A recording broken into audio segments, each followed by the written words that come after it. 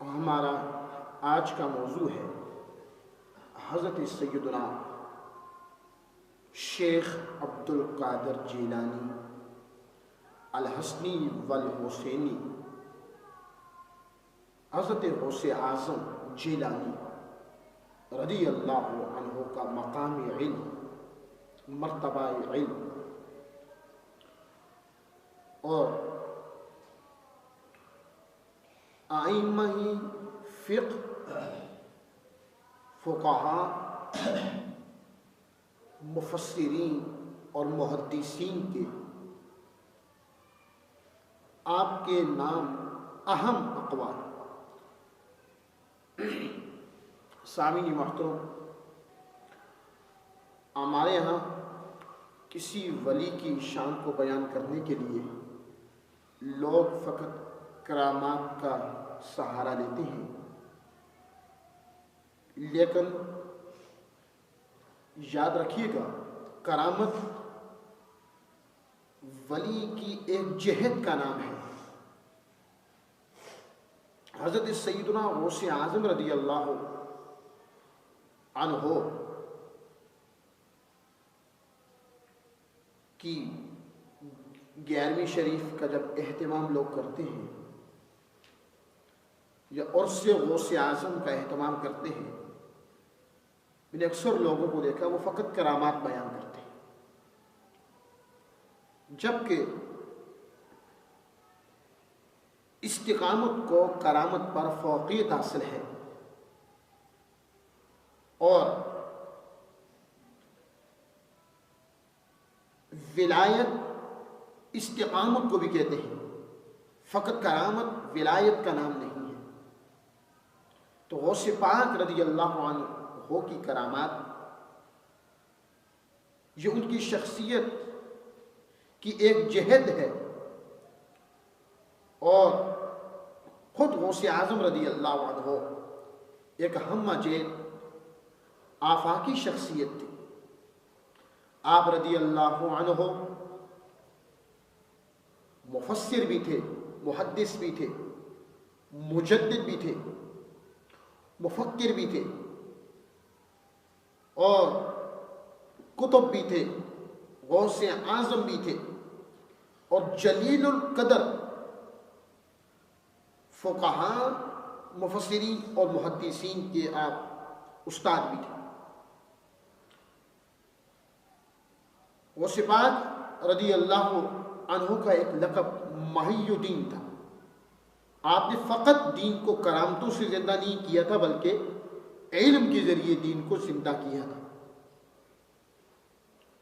غوث اعظم رضی اللہ عنہ نے 40 سال بغداد میں علم شریعت کو، علم دین کو تقسیم کیا، اور 40 سال تک اپنے لوگوں سے خطاب کیا۔ 488 ہجری میں آپ بغداد تشریف لائے، اور آپ کی ولادت 470 ہجری میں ہوئی، اور 561 ہجری میں آپ کا وصال ہوا۔ 91 برس سے آپ کی عمر پائی۔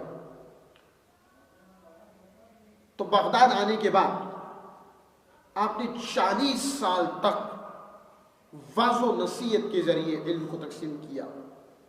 شروع میں آپ واعظ نہیں کرتے تھے۔ جب آقا دو جہاں صلی اللہ علیہ وآلہ وسلم نے لعاب دہن کے ذریعے 7 بار، اور حضرت علی المرتضیٰ نے بھی لعاب دہن کے ذریعے آپ کو فیض عطا کیا، تو آپ نے ایسے ایسے خطابات کیے کہ تاریخ اس کی مثال پیش کرنے سے قاصر ہے۔ سامعین محترم، غوث پاک رضی اللہ عنہ کا خود فرمان ہے، آپ فرماتے ہیں کہ میں علم پڑھتے پڑھتے ولایت کے اونچے مقام پر فائز ہو گیا، مقام قطبیت پر فائز ہو گیا۔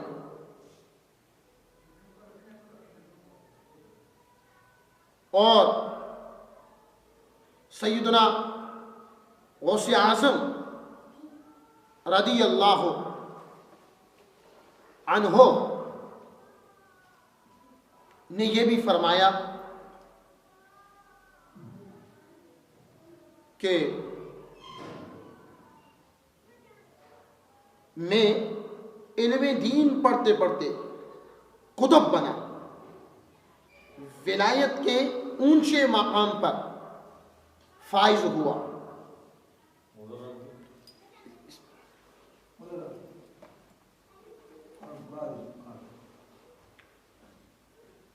اور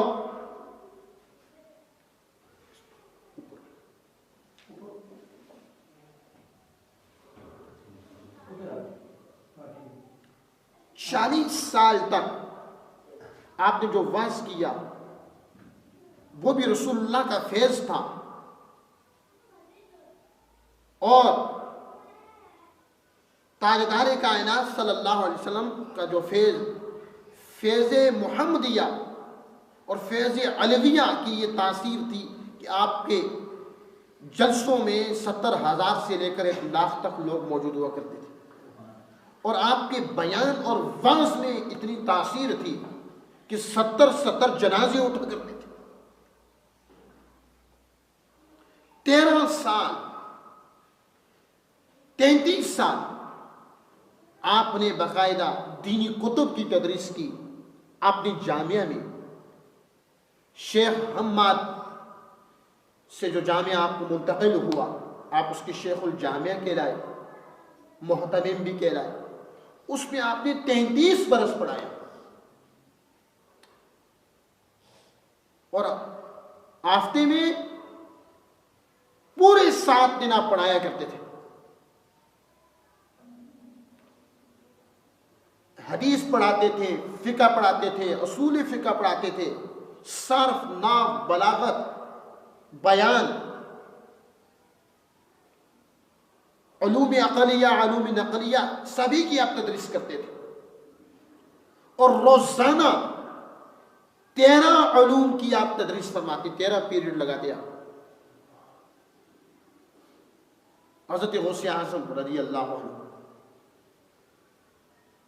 اور آپ کے مدرسہ سے سال کے بعد، یا آپ یونیورسٹی کے لیے جامعہ یا آپ کی یونیورسٹی سے جو طلبہ دینی کتب مکمل کر کے سند فراغت حاصل کرتے تھے، اور جن کی دستار بندی ہوتی تھی، جبہ پہنایا جاتا تھا، سند سے نوازا جاتا تھا، جو مفتی بن کے باہر نکلتے تھے، عالم بن کے، علامہ بن کے آپ کے جامعہ سے نکلتے تھے، ان کی تعداد 3,000 ہوا کرتی تھی، اور وہ حضرت غوث اعظم کے شاگرد ہوا کرتے تھے۔ تو آپ اندازہ لگائیں کہ غوث پاک رضی اللہ عنہ کا یہ جو پہلو ہے، جس کو عام واعظین بیان نہیں کرتے، آپ رضی اللہ عنہ کی کرامات اپنی جگہ، لیکن یاد رکھیے سامعین، آن ریکارڈ یہ بات کہہ رہا ہوں، آپ دنیا علم کے ایک بہت بڑے امام تھے، بہت بڑے امام تھے، اور جلیل القدر ائمہ فقہ آپ کی دروس میں بیٹھا کرتے تھے۔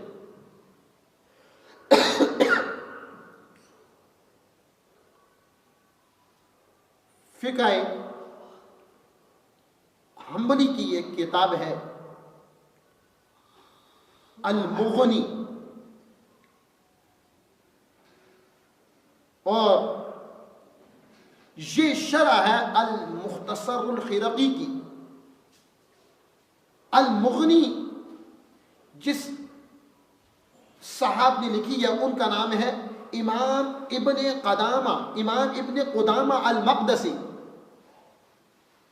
یہ براہ راست حضرت غوث اعظم کے شاگرد تھے، اور انہوں نے غوث اعظم کی زندگی کے آخری 90 دن حضرت غوث اعظم کے پاس پڑھا، آخری 90 دن۔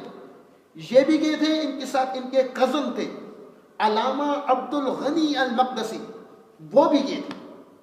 انہوں نے ایک الگ سے کتاب پڑھی، ایک تو فقہ حنفی کی کتاب ہدایہ ہے امام الغینانی کی، ایک فقہ حنبلی کی بھی الہدایہ ہے. امام عبد الغنی المقدسی نے فقہ حنبلی کی جو کتاب ہدایہ ہے وہ حضرت غوث اعظم سے پڑھی رضی اللہ عنہ، اور امام ابن قدامہ المقدسی نے المختصر الخراقی غوث اعظم سے پڑھی ان کی زندگی کے آخری 9 دنوں میں. اور پھر المختصر الخرقی کی جو شرح لکھی وہ کتاب المغنی کی لائی. فقہ حنبلی کی ایک بہت بڑی کتاب، اور میں یہ سمجھتا ہوں کہ وہ فقہ حنبلی کا انسائکلوپیڈیا ہے، وہ لکھی. تو آپ اندازہ لگائیں غوث پاک رضی اللہ عنہ کے مرتبہ علم کا. کتاب المغنی کا جو متن ہے المختصر امام خرقی کی، المختصر الخرقی، وہ حضرت امام ابن قدامہ المقدسی نے حضرت غوث اعظم سے پڑھی. دنیا علم کے اس مقام پر حضرت غوث اعظم فائز تھا. اور وہ امام ابن قدامہ المقدسی الحنبلی جن کے پاس ادھر سوال آتا ادھر جواب دے دیتے، ادھر استفتاء آتا ادھر فتویٰ دے دیتے. کئی ممالک سے امام ابن قدامہ المقدسی کے پاس سوالات آتے. وہ بغیر کسی تفکر کے، علم کا اتنا زور تھا، علمی طور پہ اتنے پاورفل تھے، وہ علمی طور پہ اتنے مضبوط تھے، اور علم میں اتنے مستحکم اور گہرے تھے، بغیر کسی سوچ کے پھر فتویٰ دے دیتے. وہ امام ابن قدامہ المقدسی براہ راست غوث اعظم کے شاگرد تھے. وہ غوث اعظم کا فیض تھا، وہ غوث اعظم کا علمی فیضان تھا کہ سینکڑوں بلکہ ہزاروں فتوے آتے بغیر سوچ سمجھ کے، بغیر تفکر و تدبر کے. امام ابن قدامہ المقدسی پھر فتویٰ دے دیتے تھے. آج تک کسی نے غوث اعظم رضی اللہ عنہ کی سیرت کا یہ پہلو بھی بتایا؟ کرامات تو کسی ولی کی شخصیت کی ایک جہت ہے، اس کی زندگی کا ایک پہلو ہے.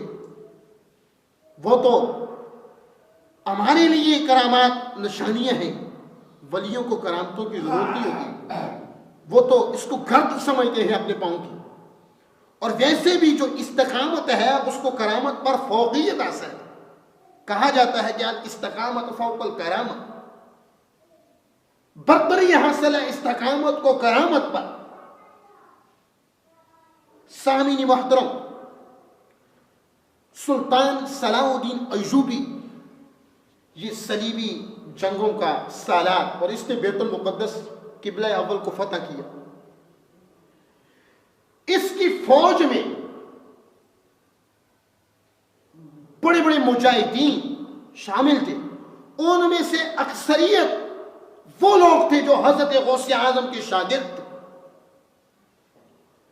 کچھ مدرسہ النظامی یا امام غزالی کے مدرسہ کے بھی کچھ لوگ شامل تھے، لیکن زیادہ تر حضرت غوث اعظم کے مرید شامل تھے.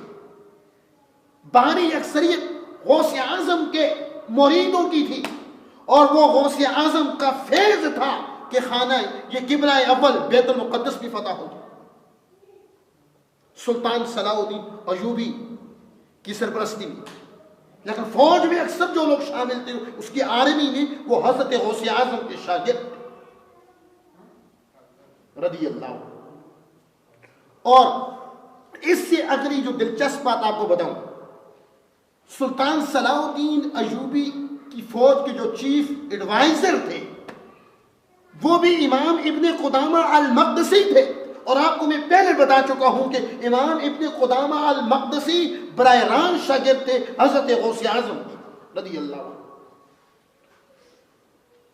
آج بعض لوگ یہ سمجھتے ہیں کہ یہ غوث قطب سلطان العارفین یہ لقب فقط اہل سنت نے گال لیے ہیں. میں نے کہا اہل سنت کو یہ تانا دینے والوں، تم نے فقہا کی کتابوں کو پڑھا ہی نہیں. ابن تیمیہ کا تم نام لیتے ہو.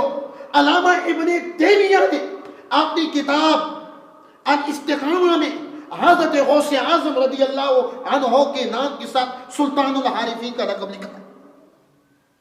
اس نے کہا عارفوں کے ولیوں کے سردار. ابن تیمیہ نے لکھا, اور ابن تیمیہ نے ہر ولی کا ذکر الاستقامہ میں اس کے نام سے کیا. لیکن ہمارے غوث اعظم وہ واحد شخصیت ہے. ابن تیمیہ جیسے لوگ بھی جب غوث اعظم کا ذکر اپنی کتابوں میں کرتے, یا لفظ شیخ کے ساتھ کرتے تھے یا سلطان العارفین کے ساتھ کرتے تھے. سلطان العارفین ابا محمد عبد القادر بن عبداللہ, یہ لفظ الاستقامہ میں موجود ہے. ابن تیمیہ, علامہ ابن تیمیہ کی کتاب ہے. اور علامہ ابن تیمیہ کے جو دادا استاد تھے وہ تھے امام ابن قدامہ المقدسی, اور امام ابن قدامہ المقدسی غوث اعظم کے براہ راست شاگرد. اور اگرچہ علامہ ابن تیمیہ کے نظریات میں شدت تھی, بہت اختلاف ہے ہمیں ان کے مزاج سے اور کچھ جو باتیں انہوں نے اپنی کتابوں میں لکھی, لیکن ابن تیمیہ نے بھی باقاعدہ لکھا اپنی تصانیف میں کہ وہ سلسلہ عالیہ قادریہ میں مرید تھی. سامعین محترم, اس کے ساتھ امام الذہبی نے اور دیگر ائمہ نے, امام ابن رجب الحنبلی نے اپنی کتابوں میں غوث پاک کے نام کے ساتھ یہ لقب لکھے, قدوۃ العارفین, سلطان المشائخ, طریقت کے سردار. تو جناب یہ لفظ ہمارے گڑے ہوئے نہیں. اگر آپ کتابوں کو پڑھیں اور فقہاء اور مفسرین اور مورخین اور محدثین کی کتابوں کو پڑھیں تو انہوں نے حضرت غوث اعظم رضی اللہ عنہ شیخ عبد القادر جیلانی رحمۃ اللہ علیہ کے ساتھ ان القابات کو لکھا ہے. یہ ٹائٹل انہیں دیا ہے, اور ان سے بڑھ کر غوث اعظم رضی اللہ عنہ کی شان ہے. وہ فقط ولایت ہی میں غوث اعظم نہیں تھے, وہ علم میں بھی غوث اعظم, وہ علم میں بھی غوث اعظم تھے. ایک اور امام وہ نحوی تھے, اور علوم و فنون ہم نے بھی پڑھے ہیں, لیکن کچھ لوگ کچھ فنون سیکھ لیں, گرائمت میں ان کو مہارت تامہ حاصل ہو جائے تو ان میں غرور آ جاتا ہے. ایک اور نحوی امام حضرت غوث اعظم رضی اللہ عنہ کی بارگاہ میں آئے. بڑا نام سنا تھا ان کا, تو غوث اعظم تو اللہ کے ذکر اور معرفت پہ گفتگو کر رہے تھے. انہوں نے کہا میں تو دن بھر گرامر کی باتیں سنتا رہتا ہوں اور میرا ذوق اور مزاج وہ ہے, لیکن یہ معرفت کی باتیں کر رہے ہیں. یہ بات دل میں سوچی, کہا آج کا میرا سبق بھی ضائع ہو گیا. حضرت غوث اعظم نے اپنے منبر سے مخاطب ہو کر کہا, اے امام محمد بن خشاب, تم نحو سیبویہ بننا چاہتے ہو, تم نحو کو اللہ کی معرفت کے ساتھ تو مقابلہ کرانا چاہ رہے ہو. فرمایا یہ چیزیں قبر میں کام نہیں آئیں گی, قبر میں اللہ کی معرفت کام آئے گی, رسول اللہ کی پہچان کام آئے گی. سامعین محترم, غوث پاک رضی اللہ عنہ کا مقام علم آپ کو سمجھانا تھا. ابن الجوزی جیسے لوگ آپ کے شاگرد محدث. ایک بار امام ابن الجوزی حضرت غوث اعظم کی بارگاہ میں گئے, ان کے ساتھ ایک اور عالم صاحب بھی تھے. حضرت غوث اعظم رضی اللہ عنہ اپنے جلسہ میں واز کر رہے تھے. وہاں ایک قاری صاحب تھے. ان قاری صاحب نے قرآن مجید کی ایک آیت پڑھی, قرآن مجید کی ایک آیت پڑھی. سو جب قرآن مجید کی ایک آیت انہوں نے پڑھی تو حضرت غوث اعظم نے اس کی تفسیر بیان کی. تفسیر بیان کی تو علامہ ابن جوزی کے ساتھ جو دوسرے علامہ تھے, انہوں نے امام ابن الجوزی سے پوچھا کہ یہ تفسیر تمہیں پتہ تھی؟ انہوں نے کہا قال نعم, ہاں یہ مجھے پتہ تھی. حضرت غوث اعظم رضی اللہ عنہ نے اس آیت کی الگ سے دوسری تفسیر کی جو کہ پہلی تفسیر سے مختلف تھی. پہلی تفسیر اور تھی، دوسری الگ سے کی. ابن الجوزی جیسے بہت بڑے محدث اور ان کے ساتھ جو دوسرے عالم تھے وہ بھی محدث تھے، انہوں نے ابن الجوزی سے پوچھا کہ تمہیں قرآن مجید کی اس آیت کی یہ تفسیر بھی پتہ تھی؟ انہوں نے کہا قال نعم، ہاں یہ بھی مجھے معلوم تھی. غوث پاک نے پھر تیسری تفسیر کی. امام ابن جوزی کی ساتھی نے ان سے پوچھا یہ بھی تمہیں معلوم تھی؟ کہا ہاں یہ بھی معلوم تھی. تیسری تفسیر پہلی دو تفاسیر سے مختلف تھی. پھر غوث پاک رضی اللہ عنہ نے 10 تفاسیر اس ایک آیت کی لیکن الگ الگ سے. یہ مقام علم ہے غوث اعظم کا. وہ فقط پیر ہی نہیں تھے، علم میں کس قدر وہ کس اونچے مقام پر فائز تھے. اب 10 تفسیریں ایک آیت کی. ابن جوزی سے ان کے دوست نے پوچھا یہ تمہیں معلوم تھی؟ کہا ہاں یہ بھی معلوم تھی. 11ویں تفسیر کی، کہا یہ تمہیں معلوم ہے؟ کہا یہ بھی معلوم ہے. غوث اعظم نے الگ سے پھر اس کی 12ویں تفسیر کی ایک آیت کی جو پہلی 11 تفسیروں سے مختلف تھی. کہا یہ تمہیں معلوم ہے؟ کہا یہ مجھے معلوم نہیں.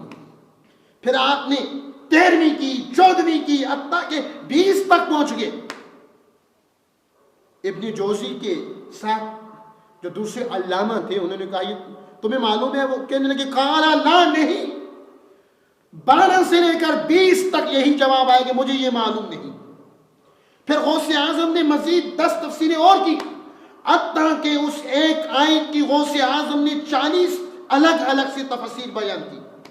آیت ایک ہے اور جو تفسیر بیان کر رہے ہیں وہ 40 تفسیریں، ہر تفسیر دوسری سے مختلف ہے، الگ ہے. جب 40 تک پہنچے، ابن جوزی 12 سے لے کر 40 تک یہی کہتے رہے کہ مجھے نہیں معلوم. ان کے دوست پوچھتے رہے یہ تمہیں معلوم ہے؟ کہا نہیں مجھے نہیں معلوم. جب 40ویں تفسیر غوث اعظم رضی اللہ عنہ نے بیان کی، کہا یہ کال تھا، یہ کال کی تفسیر تھی. اب آپ حال کی تفسیر کی طرف آتے ہیں. یہ کہنے کی دیر تھی. ابن جوزی بے ہوش ہو گئے اور مجمع سے چیخو پکار کی آوازیں آنے لگی اور ابن جوزی نے اپنے کپڑے پھاڑ دیے اور بالوں کو نوچنے لگے. یہ حضرت غوث اعظم کا مقام علم تھا. علم میں اتنے مضبوط تھے، علم میں اتنے مستحکم تھے، اور علم میں کئی اماموں کے امام حضرت غوث اعظم رضی اللہ عنہ. کاش آج کے دور میں ہمیں ہمارے علماء، ہمارے آئمہ یہ چیز بھی بتائیں. آپ کی کرامات تو درجہ تواتر کو پہنچی ہیں، لیکن آپ کا علم کتنا اونچا تھا، کس بلندی پر فائز تھے غوث اعظم رضی اللہ عنہ علم کی.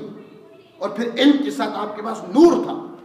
اور یہ کم نور نہ ہوتا. 40 سال تک آپ نے 40 سال تک عشاء کی وضو سے فجر کی نماز پڑھی. اور ابن قدامہ المقدسی اور ان کے کزن عبد الغنی المقدسی کہتے ہیں کہ جب ہم غوث پاک کے مدرسہ میں پڑھتے تھے تو چراغ جلانے کے لیے ان کا بیٹا آتا تھا. مدرسہ غوث پاک کا تھا، یونیورسٹی جامعہ غوث پاک کی تھی، اور چراغ جلانے کے لیے ان کا بیٹا یحییٰ بن عبد القادر آتا تھا چراغ جلانے کے لیے کہ یہ طلبہ دین پڑھ رہے ہیں. اور کھانا غوث اعظم کے گھر سے تیار ہو کے آتا تھا رضی اللہ عنہ. سامعین محترم، آج طریقت کے 4 مشہور سلسلے ہیں. کتنے مشہور سلسلے ہیں؟ سلسلہ عالیہ قادریہ، سلسلہ چشتیہ، سلسلہ سہروردیہ، سلسلہ نقشبندیہ. ان چاروں کے بعد جو فیض ہے وہ حضرت غوث اعظم کا ہے رضی اللہ. یہ بات دھیان سے سننا، میں پھر اپنی بات کو ختم کر رہا ہوں. سلسلہ نقشبندیہ، ان کے پاس بھی فیض غوث اعظم کا ہے. وہ کیسے؟ حضرت بہاؤالدین نقشبند رحمت اللہ علیہ، یہ غوث اعظم رضی اللہ عنہ کے زمانے کے 150 سال کے بعد آئے. اور حضرت غوث اعظم رضی اللہ عنہ کے مزار کی طرف یہ متوجہ ہوا کرتے تھے. غوث اعظم نے انہیں اپنا فیض عطا کیا اور آپ نے سلسلہ غوثیہ قادریہ کی نہریں سلسلہ نقشبندیہ میں بھی رواں کر دی.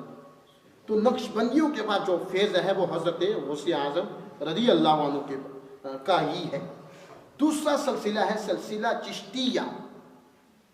اس کے رئیس سے خواجگاں سلطان الہند حضرت خواجہ معین الدین چشتی اجمیری رحمۃ اللہ علیہ. حضرت غوث اعظم رضی اللہ عنہ نے جب یہ اعلان کیا کہ قدمی حاضی علی رقبۃ کل ولی اللہ، میرا یہ قدم تمام ولیوں کی گردنوں پر ہے، ہر ولی کی گردن پر ہے، یہ غوث اعظم نے اعلان کیا.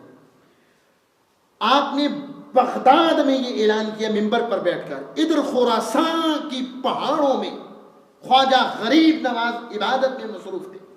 حضرت غوث اعظم کا یہ فرمان ان کے کانوں تک جا پہنچا کہ میرا یہ قدم ہر ولی کی گردن پر ہے.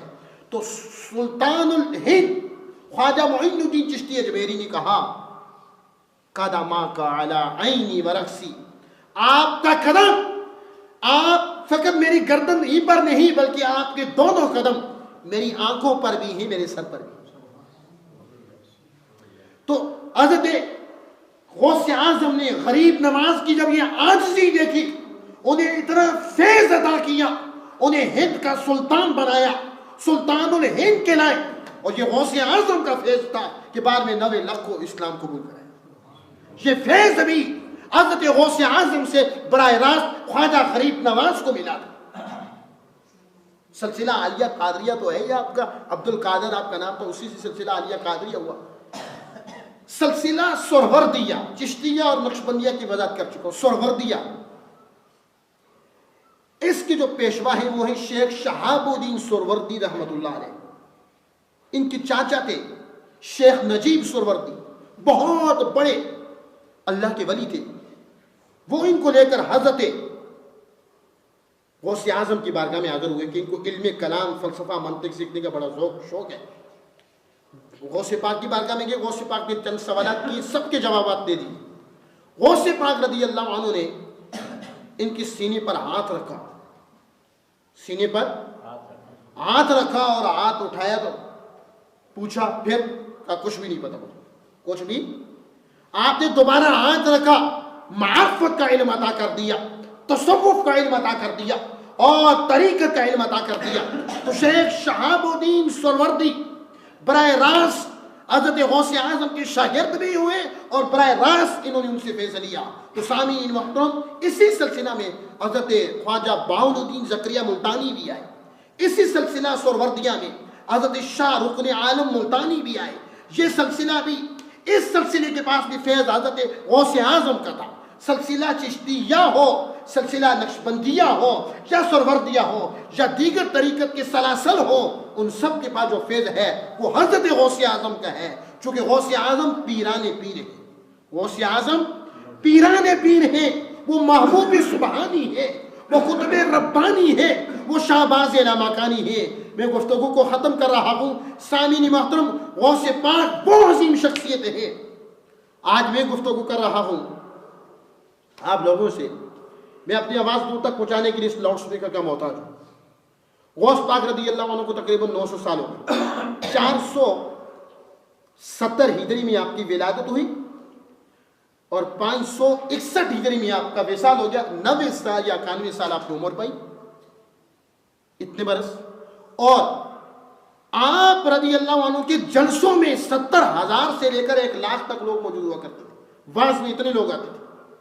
اور جس طرح پہلی صف کا پہلا آدمی غوث اعظم کی آواز کو سنتا تھا، اسی طرح آخری صف کا آخری آدمی بھی سن لیتا تھا. لاؤڈ سپیکر موجود؟ بولے لاؤڈ سپیکر موجود؟ کوئی ساؤنڈ سسٹم موجود نہیں تھا. یہ غوث پاک کی کرامت تھی کہ 70,000 کا مجمع ہے، پہلی صف کا پہلا آدمی جس طرح آواز سن رہا ہے وہ بہو اسی طرح آخری صف کا آخری بندہ بھی سن لیتا. یہ غوث پاک کی کرامت تھی. بغیر لاؤڈ سپیکر کے خطاب کرتے تھے اور خطاب میں اتنا وجد ہوتا تھا اور ایسی کیفیت ہوتی تھی. کتابوں میں لکھا کہ 70 جنازے اٹھا کرتے تھے. بارش برس رہی ہوتی، میرے غوث اعظم ہاتھ اٹھاتے، برستی ہوئی بارش رک جاتی. مرید سمندر میں جہاز میں بیٹھے ہوتے، جہاز اور سمندر کی لہروں میں غرق ہونے والا ہوتا. حضرت غوث اعظم دعا فرماتے وہ غرق ہونے سے بچ جاتا. مرید مشکل میں ہوتا وہ مشرق میں ہوتا یا مغرب میں ہوتا, خلوص دل سے اللہ کے اس ولی غوث اعظم کو پکارتا, وہ اس کی مدد کرتے, وہ اس کی مدد کرتے. ارے لوگوں, اگر تاجدار کائنات صلی اللہ علیہ وسلم کو اللہ تعالیٰ نے نبوت سے نوازا, مصطفیٰ نبوت میں بے مثال ہے, تو غوث اعظم ولایت میں با کمال ہے. تاجدار کائنات صلی اللہ علیہ وسلم کو دیکھنے سے خدا یاد آتا تھا, غوث اعظم وہ ہے جنہیں دیکھنے سے مصطفیٰ یاد آ جاتے تھے. باتیں بہت, لیکن وقت ختم ہو گیا. ان اشعار کے ساتھ میں اپنی آج کی گفتگو کو ختم کرتا ہوں کہ ہوا ہے جہاں بر میں بول بالا غوث اعظم کا, ہوا ہے جہاں بر میں بول بالا غوث اعظم کا. حقیقت تو یہ ہے کہ رتبہ ہے اعلیٰ غوث اعظم کا, حقیقت تو یہ ہے کہ رتبہ ہے اعلیٰ غوث اعظم کا. اور حقیقت کے سب موتی منکشف ہو جائیں گے اس پر, حقیقت کے سب موتی منکشف ہو جائیں گے اس پر. پڑے گا جو تصوف پر مقالہ غوث اعظم کا, پڑے گا جو تصوف پر مقالہ غوث اعظم کا. اور شریعت کے گلستان میں, طریقت کے دلبستان میں جدھر بھی دیکھو اجالا ہی اجالا غوث اعظم کا, جدھر بھی دیکھو اجالا ہی اجالا غوث اعظم کا. اور صداقت میں, صحابت میں, عبادت میں, ریاضت میں قیامت تک رہے گا بول بالا غوث اعظم کا. وآخر دعوانا ان الحمد للہ رب العالمین.